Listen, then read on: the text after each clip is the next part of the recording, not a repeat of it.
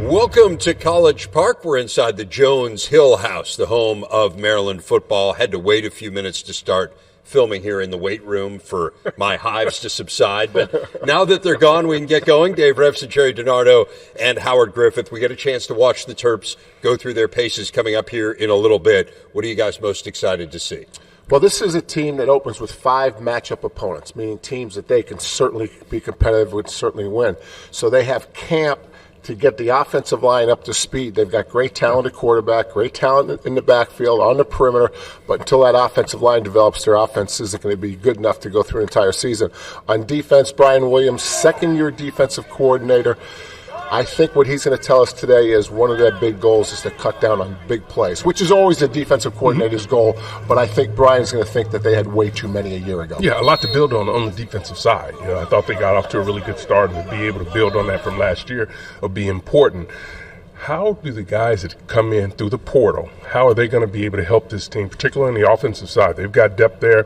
There's going to be a chance for them to make a lot of plays. But as you mentioned, Coach, this offensive line coming together is going to be very important to them being able to have the success that they want to have.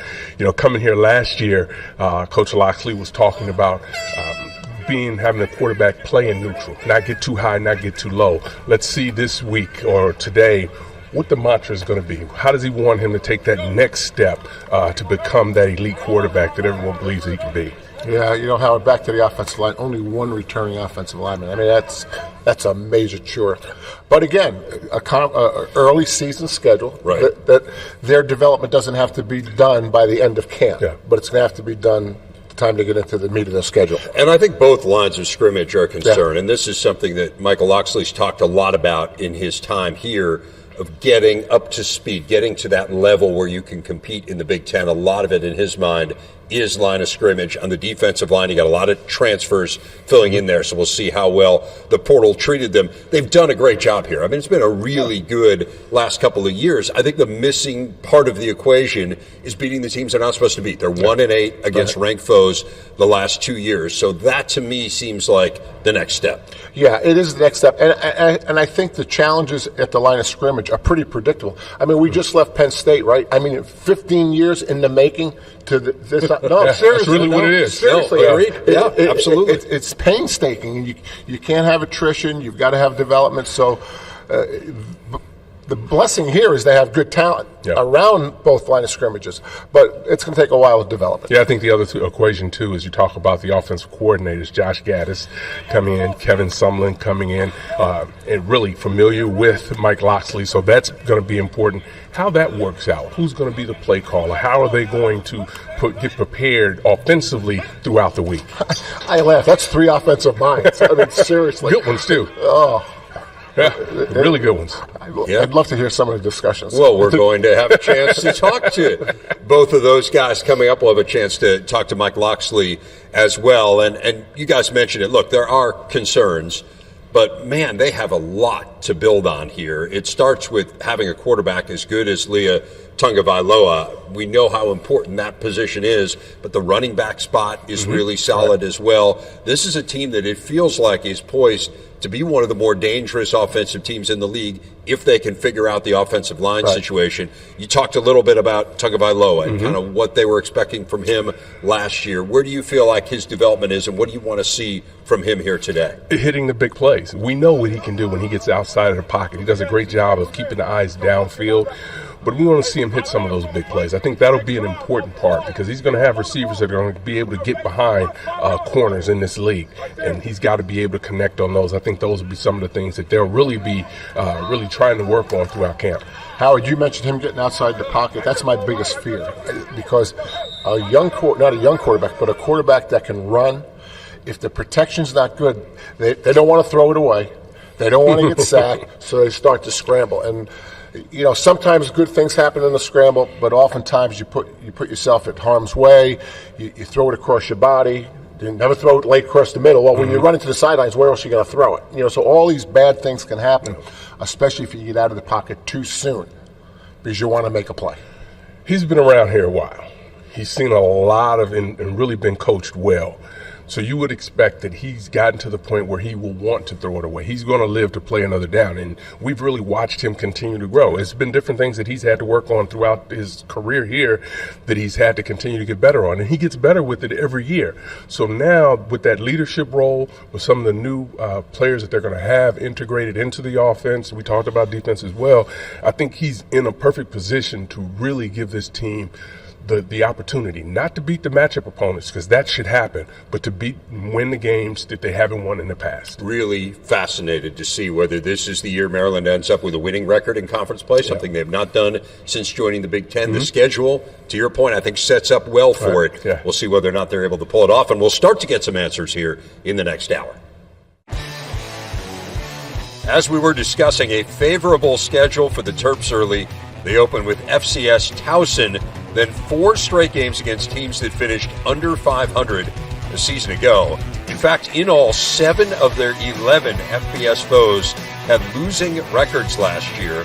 And of the 4 that didn't, they get 3 of them at home: Illinois, Penn State, and Michigan. Hey, Griffin, here we go again. Here we go. Hey, that's good. Now, that's too bad. All right, climb back on top. Reach that. Right now. Here we go. With former offensive coordinator Dan Enos off to Arkansas, Mike Locksley had a hole to fill on his staff, and he filled it with 2 guys with impressive resumes. Josh Gattis and Kevin Sumlin will be running the Terps offense. Gattis won the Broyles Award as the nation's top assistant coach just 2 years ago at Michigan, while Sumlin won 95 games as a head coach at 3 different spots. That duo sitting down with Howard. Well, coaches, thanks a lot for joining me. This is 10th practice for you guys. How do you assess where you guys are right now? I really like the energy and urgency our guys have come out to camp. They're finding ways to push through. Camp's the hard time of year, and we're seeing some new guys kind of step up. Obviously, we were fortunate enough to find some good players in the transfer portal. So, getting those guys acclimated, caught up in our system has been a key component to our offensive. Coach Sumlin, had a chance to run into you last year at camp. What's it been like going back into the coaching field, and from you went from just kind of watching from the outside to now all of a sudden you're back on coaching? I came here for training camp and just kind of did some consulting, and just overall looking at the team and Coach Locksley kind of kept talking to me about, why don't you just come here and stay? So he talked me into it, but I'm excited about it. I think just like Josh said, you got guys that are working hard. I think this is the hard part of camp. You get into the second week, they can't see the end. But our guys are pushing through. I think we're fortunate enough to have some really, really good returning players, and they're doing a great job with the young guys. I think this is for both of you guys. What does it say about a head coach that's willing to bring in, guys that have really done some really special things as coordinators? And what does that speak to the confidence that Coach Locksley has, not only in himself, but also you guys? I think it goes back to who he is as a person. It's about relationships. And I think it's fortunate when you look at the relationships on our staff, the history, the chemistry that we have together. Obviously, I think Coach Sumlin's known Coach Locksley a long time. I've worked with him, and so, it's good times. When you can work on a staff where you enjoy working with the men you work with, the chemistry starts at the top down, leads to the players. Yeah, I would agree. I think it talks about, like Josh said, his confidence. And there's a lot of experience on this staff. And it's not just about the confidence of our staff, but the confidence in the head coach has in the staff and how he does things. So, yeah, relationships are great, and the camaraderie is great. But I think that everybody brings a little something to the table, and that's really what you want in a really good staff. What's interesting? Tell me some interesting things about how you guys communicate offensively, right? Because all 3 of you guys had great ideas. So I can only imagine being a fly in the room when you guys are going back and forth about what you think we should do and what we will do. You're going first on this. Well, I'll go first. Because I think it's important to remember that Josh and Locks worked together, right, beforehand. So, the Alabama influence is definitely there. I, on the other hand, was not a part of that. So I have to learn that. And that's been an ongoing process from the spring. So, that has been really good for me personally. But I think because they know the ins and outs of that system and have been other places from Alabama with that system, and being able to adapt to the players that we have, I think it's a real advantage. How about you? I think it's building on each coach's strength. I think one of the things that we wanted to do, I think every year you're formed with tasking or making a system that's kind of built around your players. And for us, when we look at our staff, we've got a lot of different backgrounds. We've got great coaches on the offensive staff with all different types of backgrounds. And so we kind of lean on each other, how we're going to build this thing and shape this as our offensive system. And it's not, one name or one team or, this is the 2023 Maryland offense, and it's going to look maybe a little bit different. It may look a lot similar to the past, but most importantly, it's our job to create an offense that's going to allow our players to be successful. Having the opportunity not only to coordinate but also coach the quarterbacks, how's that changed your preparation? Oh, that's been awesome. I'm just enjoying being in that quarterback room. First and foremost, when you coach a group of kids that I've gotten in that quarterback room, it makes you blessed as a coach, and being able to kind of really get in there, talk football, talk understanding and intent of the system has been tremendous. But, it always makes it easy when you've got a returning veteran at quarterback. Coach, Sumlin, talk about, you got something to say. You wanted to add something. No. Clearly. I was just laughing because, I think right now for us, Corey Deitch is coming off of right at 500 yards last year.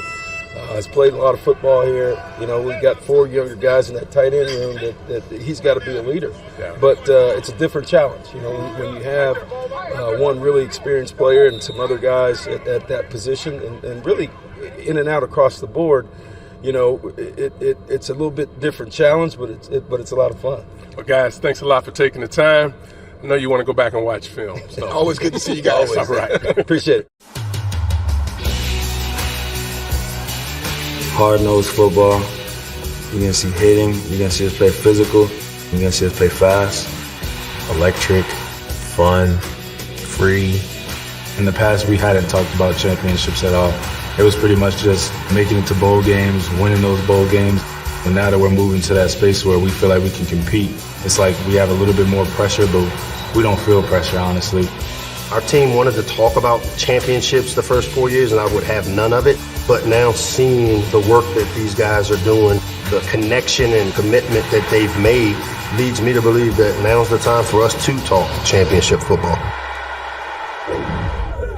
Maryland football last year was characterized by outstanding secondary play, finished 18th in the nation in pass efficiency defense 1 year after placing 88th nationally in the same category. Couple of key faces back with that group, including veteran corner Tarheeb Still and safety Beau Brade. Brade taking some time out to visit with Howard. 10th practice, how would you assess it? Yeah, it's been pretty good. It's been long days, so everybody's legs are pretty tired. But, team's looking great. We got a lot of young players, but the team's looking great. Talk to me about that D-line. Oh, yeah. D-line, our whole D-line is gone, so it's a whole new D-line. Like I said, a lot of young players. We got some transfers in. But, there's so many people that are doing their job on the D-line, but doing a great job, too. I can't even, talk about who they are. Right. We have so much depth at that position right now that I'm going to miss a couple players if I even start naming them off. Mm-hmm. But it's been great. But you talk about the strides you guys have made last year, second year in the system. How much easier is it for you now to go out and execute? Definitely. This is our first year in a couple of years that we've had the same defense, same scheme in 2 years, back-to-back years. So it feels comfortable. It feels great having the same system as the year before. Yeah. And I feel like we're going to show some people what we're capable of. What are some of the things this defense needs to do and be more consistent at moving forward? Definitely. Biggest thing is our penalties, of course. Mm-hmm. And so I like to focus on our penalties during third down. Third and short, just third down in general, really. That's time to get off the field. Yeah. So I feel like third down, we got to focus on those penalties, and then, of course, we have to make plays to get takeaways and turnovers. So how do you work on that aspect of the game? Because most of it's mental and attitude when you talk about penalties. Right. How do you get to the point where you're not going to commit those type of penalties? Right. Of course, you got to do it in practice before you're doing the games, but even before practice, we got to have that discipline on our everyday life. When we wake up in the morning to when we fall asleep, so we have to have that discipline. But also in the film room, we can point out things when, we could have done this to get another takeaway. We could punch the ball out here. We could get an interception right here. So that's some of the things we've been doing. What's it like playing for Coach Williams? Oh, it's great. It's great. Yeah. Why? I love it. He's an energetic coach. All the players have respect for him. We better, go get somebody. The players love to, play for him and behind him. Yeah. So it's great. Yeah, so give me a couple of keys to this defense being successful this year, moving forward. Gotcha. I'll give you 3. First thing, and which I love, is takeaways. Takeaways, especially being a DB, we need some takeaways. Like I said, penalties, and then third thing, do our job. Everybody, we can't be all the superheroes. We just need to do our job, play our role. If you're supposed to be edge and contain, be the edge and contain. But that's what we got to do to be a great defense, and we should score too. But you guys have always gone against a talented wide receiver group. This group you have right now is talented as well. What kind of challenges does that present to you, and also the competition between you all? Yeah, Maryland's always had a great receiving core, and I feel like that's made us as DBs so great. We've had 2 corners last year get drafted, and that's part of the reason. Every day we face the best. So, it's very challenging, of course, but you wouldn't want to have it any other way. All right. Thanks a lot. Have a great year. Stay healthy. Appreciate it. No team in the Big Ten improved more on the defensive side last year than Maryland did, and frankly, it wasn't close. The Terps D gave up more than 13 fewer points per game in conference play than it had in 2021, a season in which they allowed nearly 40 points per game to Big Ten foes. A huge jump in year 1 for Brian Williams running that D. That is a list you like to be at the top of, the biggest points per game allowed decrease in the league. And so now how do you take the next step based on what you saw today? This is Brian Williams' second year as defensive coordinator. 2 years ago, he took over at the end of the year, and those numbers are staggering in his first year. I think he's got the same problems we thought he had coming into the season. They're in the camp, rather.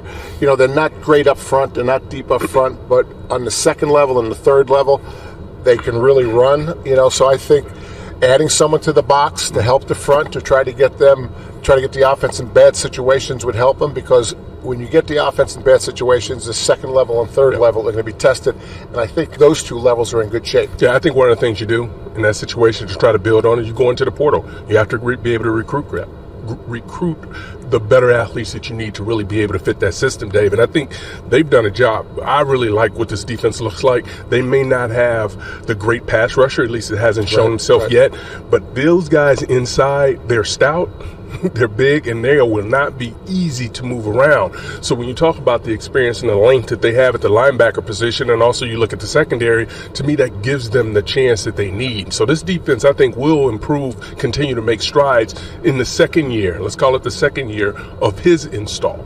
Yeah, Howard, you make a great point, because sometimes when you look at defensive line, it's hard to separate the ends from the tackles.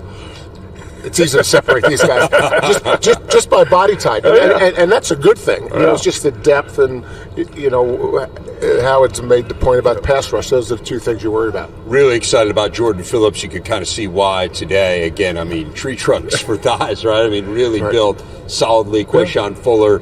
We'll see whether or not those guys can add something to that defensive line. But to your guys' point, we saw Barham and the great impact he made early on last year. You hopefully get a healthy Ruben Hippolyte back, and a lot to like there. Aside from the defensive line, are there concerns for you, Jerry, or is a sense that, hey, this is where it needs to be? I think what we have found, especially with the portal, that it takes a coach longer than Locks has been here to really get the depth, right? We've seen what Franklin has done at Penn State as an example. It's taken him 10 years. So there's probably depth issues.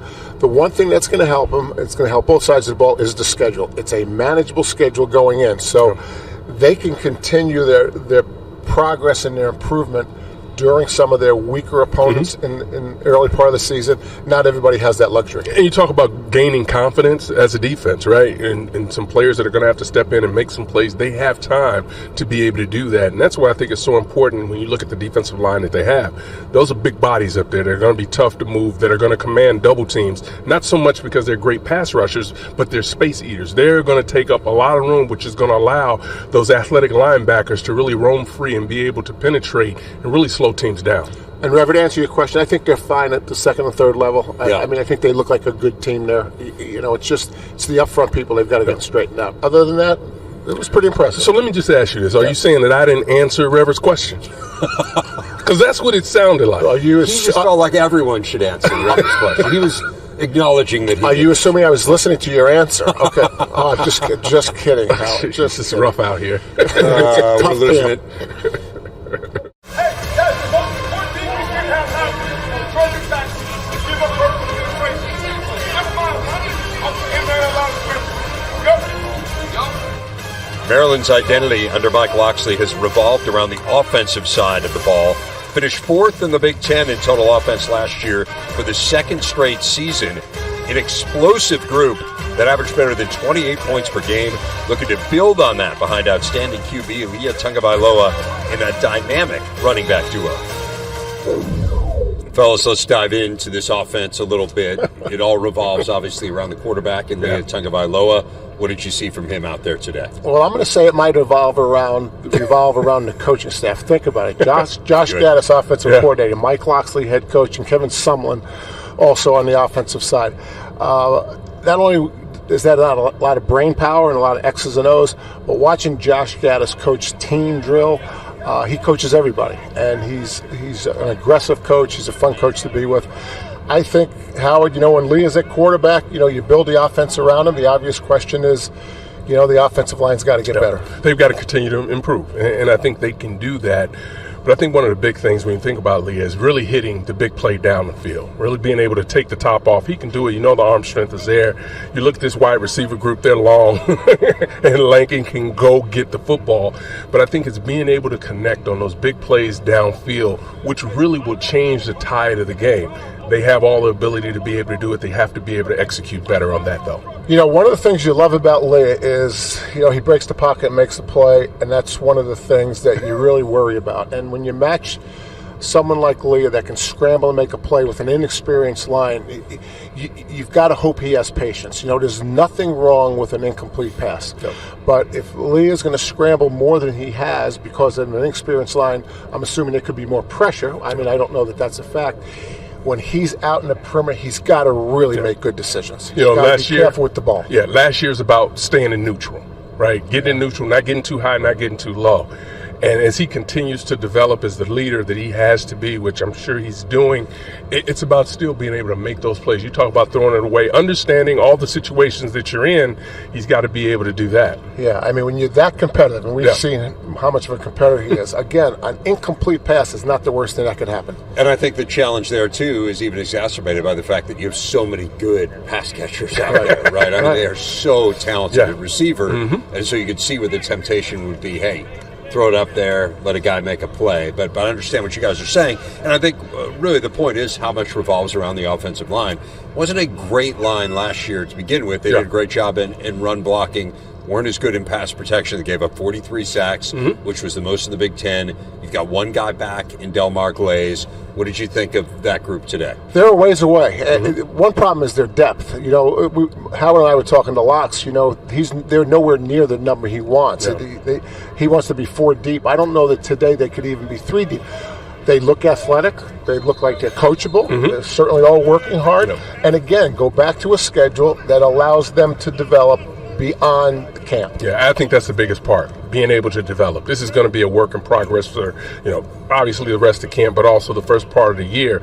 But that gives them an opportunity with that schedule to be able to get game experiences, what they're going to need. Listen, they're going to have a couple of big scrimmages, and this is a defensive line that's going to be tough to move around. So to have these offensive linemen going against a competitive defensive line, it's going to help that process, but still, ultimately, they need the game experience, and they'll be able to get that early.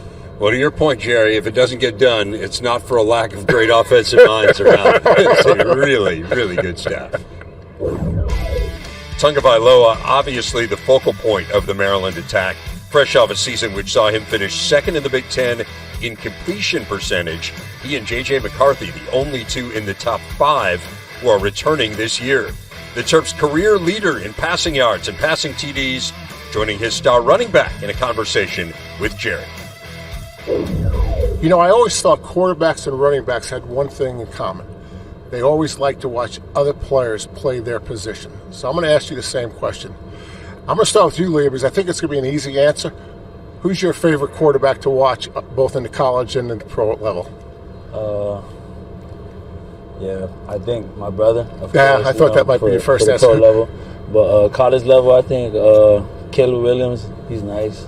I mean, it's my 5th year in college now, so I've seen a lot of great quarterbacks come through college, played against some great quarterbacks. Right. And, I look up to a lot of them too, just try to take something from their game, learn from it, and try to apply it on the field.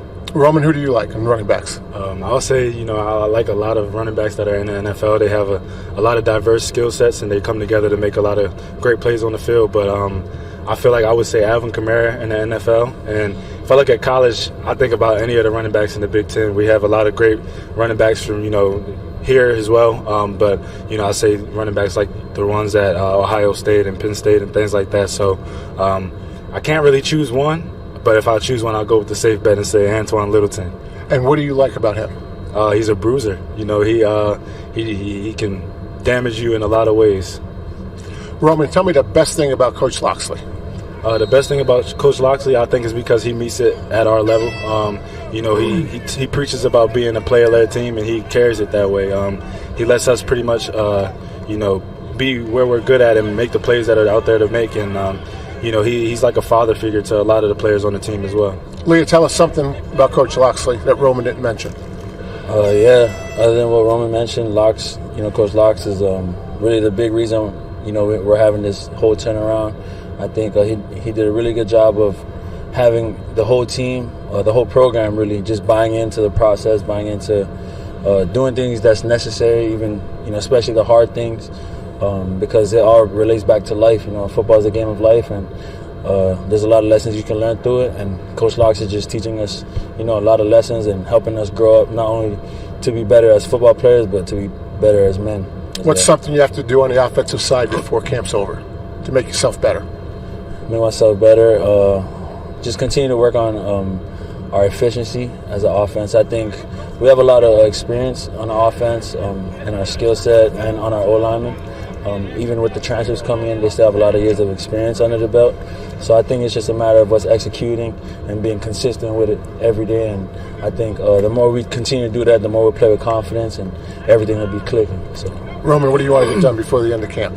I think it's just gelling with my teammates a little bit more. We got a lot of pieces that we pulled from a lot of other places, and we got people that are stepping up into new roles. I think for me, especially, it'll just be getting the timing down with the offensive line. And, once we get those reps in and we kind of see that those processes as they go and we get more familiar with them, we'll have a lot more progress in our schemes. Leah, tell me what's the best part of Roman's game. Roman, he has it all. He's a do-it-all back for us. He can run routes. He's very smart in protections, and I think that's one thing that's very slept on with him. And once Rome hits the hole and he gets in the open field, he's gone. But besides the physical traits about him, I think he's a really good person, someone that doesn't really talk a lot, but when he talks, everyone listens. And he leads more by example. And I think that's one of the reasons our O-line is getting better with protections and run blocking, because Roman's always with them boys. So overall, he's a great person. We all love him. Roman, tell me about Leah's game. I could tell you a lot about Leah's game. Tell me a little bit. Yeah, just being next to him in the backfield, I feel like he makes my job a lot easier. I say that a lot. Just his knowledge of the game and how he is as a leader, it makes it really easy to play with him. He definitely knows his stuff, and he always makes sure that we're in the right situations. And just being a leader off the field, he takes a big role in that as well. So I feel like just anytime he's in the game, and no matter what the scoreboard says, we have a chance to win, and that's a great feeling to have. Appreciate you guys. Thanks for your time. Sir. Thank you. Some serious star power back for Mike Locksley and the Terps this year as they try to build on the success we've been discussing. The most wins as a Big Ten member, first consecutive bowl wins in 2 decades. They've done it by improving the roster significantly. 19 different players earning all conference honors in the last 2 seasons. The man who has orchestrated all of that recent success, head coach Mike Locksley, is with me. Coach, let's talk first of all about camp to this point. Where do you feel like this team has made the most strides? You know what I think? The push through. You know, we're in week 2, which is kind of where you start hitting those dog days of camp where everything's you're a little banged up, you're a little tired. I got my coach's voice going. I really like the way that they've pushed through and the effort that we've gotten. You know, we haven't had the heat that I'd like to see us kind of have to work in to acclimate, but I've been really pleased with the effort that our guys have given thus far through 10 practices. Were there particular areas coming into camp that you were most curious to see how they would play out? Yeah, it starts up front. We're trying to find the best 5 guys. Right now we think we've got 12 guys that have the ability to play some winning football, and what we've got to do is find out who the best 5 are because of the versatility that some of these guys offer us, making sure we have them in the right locations. I'd say up front is where a lot of the question marks are for us on the offensive line. Yeah, so let's dive into that line. Delmar Glaze comes back and is a real sturdy player for you. Who else has stood out in that group that you think are the ones who can start for you in that opener against Towson? Yeah, we've been really fortunate that though we lost 3 or 4 starters off of last year's O-line, we rotate a bunch of guys, and guys like Emilio Moran and Eric Harris both are guys that played some football for us a year ago, and at least enough to where they have some game experience, and they both have moved themselves in the position to create a role for themselves. Been happy, obviously, with the transfers, the guys that came in, and we were fortunate to get some guys in here for the spring practice. So this is really the second time through, and guys like Gattis and Corey Bullock, as well as Mike Purcell, those 3 guys in Doomerville have all kind of contributed, and now, like I said, it's a matter of the chemistry and making sure we get the best 5 out there in the right places. What about on the other side, on defense? It feels like, again, the most question marks are at the line of scrimmage. You really went into the portal there, and you got some impressive bodies up front. I mean, physical-looking players. Who has stood out as guys who are ready to go? Yeah, you know, much like the O-line, 2 guys that have played the last couple of years here winning football for us, you know, Taze Johnson and Taulia King-Basote both have stepped up now from backup roles where they backed up and played meaningful minutes behind Ami Finau and Mo Kite and those type of players. Well, those guys now are thrust into starting roles for us, and I really like the leadership they've given us, and the game experience they've gotten the last couple of years has really helped us. But some of the new guys that jump out, you know, Jordan Phillips, the big transfer from Tennessee, has a motor, really powerful, strong guy. Trey Colbert, a guy that we brought from Division II ranks, really strong, stout guy that gives us, again, more size on the inside. And then, you know, obviously been really happy with the pass rush ability a guy like Donnell Brown brings to the table for us as well. What's your message to Leah heading into this year? You know what, for him, it's just the leadership piece. Continue to take the next step, leading and having a positive impact on the players around him. He's a veteran guy. He's played a lot of football. He has the ability to have an impact, especially with the new players. When you bring in, I think we've signed 38 new players from a year ago and probably about 43 new guys that are on the roster. It's going to be important that the leaders like Leah and guys like Tarheeb Steele really instill the culture that we want to have in that locker room. Interesting with your staff, you've got new offensive coordinators. And I always think it's fascinating when the head coach is an offensive coach who has a really clear-cut idea of what he wants to do, right? You bring in some really accomplished guys. I mean, you know, Kevin Sumlin's won a ton of games as a head coach. Josh Gattis won the Broyles Award as the best assistant coach in the country 2 years ago. So how do you mesh that? And I know you have familiarity with them, but how do you kind of put all of your ideas together and say, this is what we're going to be? Yeah, I think it starts with the foundation of what we do here on offense and defense and special teams. That won't change. The philosophy of who we want to be, those are all the things that when I took over the program, we implemented processes that allow us to keep the consistency of that stuff. You know, what guys like Josh and Kevin are able to do are the things that we don't have in our system that will complement the things we've done, as well as, you know, their way of teaching things. You know, you've got to allow guys to put their personality on it, and Josh will be the guy that calls it. I'll be obviously involved with shaping it during the week and also have the ability in the course of a game to say, hey, think about these things. So been down this road before with coordinators that have left here, and, you know, what we do on offense is what we do, but guys like Josh and Kevin and their experience, especially in big games against, you know, top flight opponents, their game planning experience and the things that they are able to add to our system has been really beneficial. While we're on the topic of coordinators, Brian Williams, I know you had high hopes for him last year when we were here, that he could build on how good he was towards the end of the previous season when he took over that role full time. I would say from where I sit, those hopes were realized. I mean, you guys were way better on defense last year. So what's the next step? I know we've talked about that defensive front, but what's the next step in terms of becoming an elite defense? Yeah, B-Dub has done a really good job, and that defense has kind of taken on his personality. He's not a rah-rah, yeller screamer, but when he talks, these guys listen, and I think there's a great amount of respect for the way he does his business with our defense. We took a huge jump a year ago. I think we went from the bottom third to the middle third, upper middle third of defense in the country, and it's a direct correlation of B-Dub taking over, the experience that we had a year ago with some of those players. When you add guys like Lance Thompson to the staff, Zach Spavital coming in as well, some veteran coaches that can also lend some experience to B-Dub. I expect our defense to take the next step, and for us the next step is finding a way to create those disaster plays. We didn't come up with enough turnovers a year ago. We didn't affect the quarterback enough in terms of the sacks and the pressure. What we did do is play really sound, drop 8 when we needed to, sound coverage, and we're able to really kind of stop the run. But now I'd like to see us take the next step with getting our hands on a few balls. Is that next step schematic or is it talent? It's talent, it's schematic, it's a little bit of you achieve what you emphasize. And for us, again, the winning football that we need to play starts with creating big plays on offense and minimizing them on defense. The turnover margin is really important, and the next thing is obviously being able to score touchdowns down in the red area and hold people to field goals. One of the interesting things you talk about kind of on that level is you use the phrase, and I love it, Terps versus Terps, right? And I think it has applied in large part to the penalties through the years. How do you emphasize stuff like that in camp? How do you become a team that commits fewer penalties? You know what? It's about the locker room. It's about being disciplined, and I'm a big believer how you do the little things and how you do everything. And the little things for us is just the leadership that we see over in the hotel. Are guys in there when they need to be in their room for room check? Are we picking up the locker room? And I see these type of examples where we're starting to show maturity. When it comes to competitive penalties, for me, it's about making sure we're coaching and teaching the right techniques.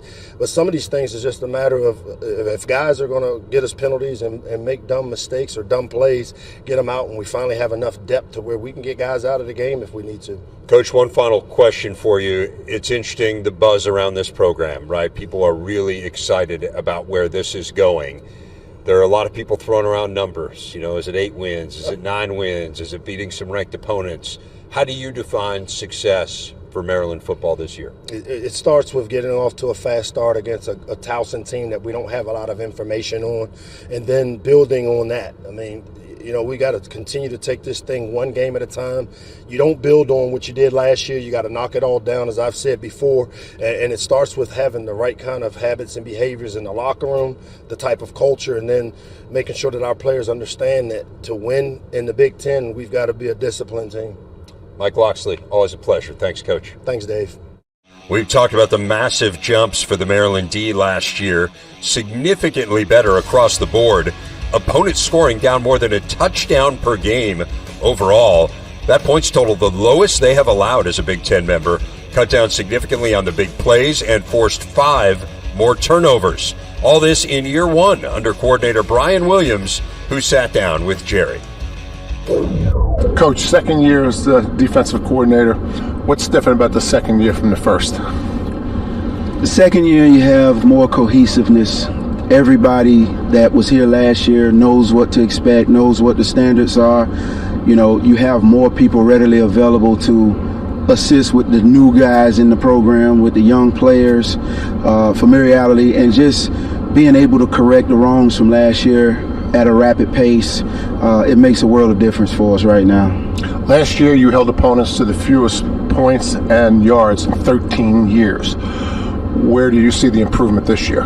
Well, we got to start with going back through and looking at our quality control from a year ago. We got to fix the things that we didn't do well, expound on the things that we did do well, and then get our new guys involved in the program at a point where we can feel comfortable trusting them to go out and get the job done. So it's a collective effort. We feel like we left a lot of meat on the bone last year, and we're out there improving. What were some of the things you did well last year? I thought we played together last year. I thought we played team defense. There were times where we really bowed our neck in the red zone.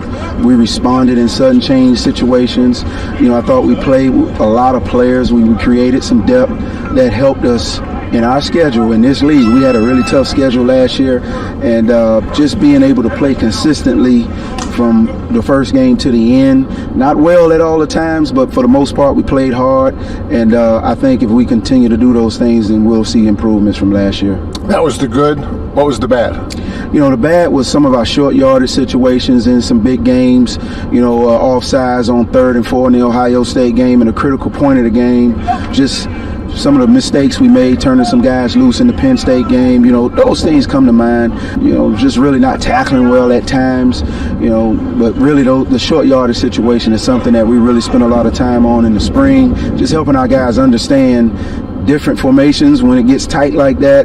The backs have a chance to, bounce the ball outside, so we got to really be focused in and locked in on doing our jobs. I think all defensive coordinators put together a big play reel against them in the offseason. On your big play reel, what did you see was the problem? Just kind of lack of awareness, formation awareness. These splits are tight. What does that mean? These splits are wide. What does that mean? This motion occurs, cross the ball. What happens when the ball is snapped? And to your question earlier, I think the fact that we have so much continuity now and cohesiveness from one year to the next, we can answer those questions faster. We can understand them. Guys can coach other guys, and it just makes us better. You're not only the defensive coordinator, you coach the defensive line, which is probably the position that has lost most of their players. Tell us about the defensive line improvement.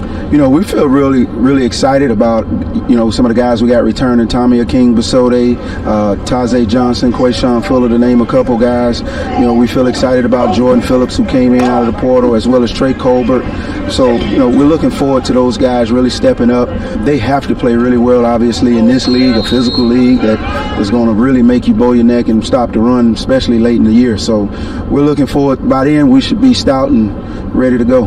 Appreciate your time, Coach. Always. Thank you. Enjoy watching you work. All right. Wrapping things up here from College Park as the Terps count down to their season opener here at home against Towson. Dave, Jerry, and Howard back with you as we wrap things up, guys. Interested, you talk a lot about this, Jerry, about kind of it's not always linear, right, the climb. But we have seen a pretty steady climb here the last couple of years for Maryland, and it seems to me the next step here is finishing with a winning record in the Big Ten for the first time ever, beating some of the teams maybe you're not supposed to beat on paper. What would it take, based on what you saw today, for some of those things to start happening? Well, it starts with line play, right? I mean, we came into camp here thinking that the line play was going to be an issue on both sides of the ball. They'll address that. They've got the talent. They're not as deep, but we've seen some teams take 10 years to get the right depth in the Big Ten. So I think that's number one. Number two is the schedule that sets up for them to be in position with a lot of momentum to beat some of the teams maybe that they haven't beaten before and to be more successful in the conference. It really lays out perfect for them if they continue their development, which I have no reason to believe they won't, from camp right through the first 5 game schedule that they can handle. Yeah, Dave, you talk about taking that next step. It's the little things. It's really the little things that you do. Cutting down on penalties, making sure you're executing on each and every play. And you guys know I'm a little quirky when it comes to facilities and walking around. I can learn a lot when I walk into a bathroom of a facility about where this program is. So I had a chance to walk around in the weight room today. And when I walk around, all the numbers, all the labels, they were all matched across, right? Everything was perfectly set up in there. And it really talks to the attention to detail when people are doing things that really look like it doesn't matter. It doesn't matter to most people, but the little things. And where does that come from? It all starts at the top and goes down. Everyone's got to be responsible for what they need to do for this team to take that next step. That's support staff, that's players, obviously, and coaches. They all have to be able to be on the same page. And I think Coach Locksley has done an outstanding job of building the program, but the little things are going to be what puts them over the top. Yeah, I agree, and I think fundamentals is part of that. You know, Brian Williams, what's the stat? They've held last year the best total yards, the best total points in 13 years. And yet he talked about eliminating big plays and why you have big plays. The offense not turning it over. Leah not forcing the ball. And so, again, the schedule leads itself to be maybe better than this team's ever been going into maybe their 6th game. Should be a really interesting team this year to see whether or not they can make a breakthrough. We are headed to Columbus next, just over 400 miles, as we check out the Buckeyes. This is a team that, of course, has failed to win the Big Ten championship the last couple of years, but did play in the college football playoff a season ago. That's going to do it, though, for us here from College Park. Thanks so much for joining us as we previewed the Terps here on the Big Ten Network. We will see you from Columbus coming up next.